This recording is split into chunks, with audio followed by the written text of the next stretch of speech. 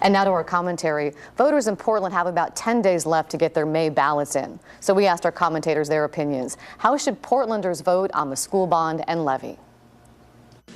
Straight talk from the left and from the right. Voters should defeat the school bond and levy in the upcoming election. Why?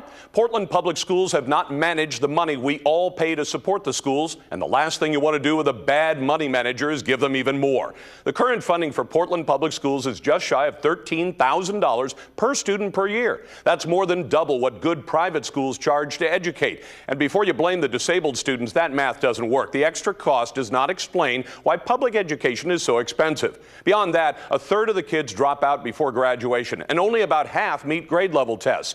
That's failure. And the renovation bond measure, $500 million to fix things that were allowed to fall apart because the schools raided the maintenance and repair money to pay salaries and benefits. And some of the remodels are slated to cost more than building brand new schools. On top of that, the average family can't afford the extra $500 or $600 a year. I pay school taxes in Oregon, but as a Washington resident, I don't get a vote. But if I could vote, I'd vote no. Now, straight talk from the left. There are a lot of slogans in the current Portland Public Schools campaign for a new operating levy, but there's one that echoes down the last 20 years. The cavalry isn't coming. Ever since the passage of Measure 5 in 1990, Portland parents, students, and teachers have been waiting desperately for a rescue from Salem. Trying to buy time until we heard the bugles, Portland tried temporary taxes, deferred maintenance, and burning through reserves. But by now we know Salem isn't sending the cavalry. That's why it let local districts increase the size of their local option levy. Nobody's going to save Portland schools except Portland.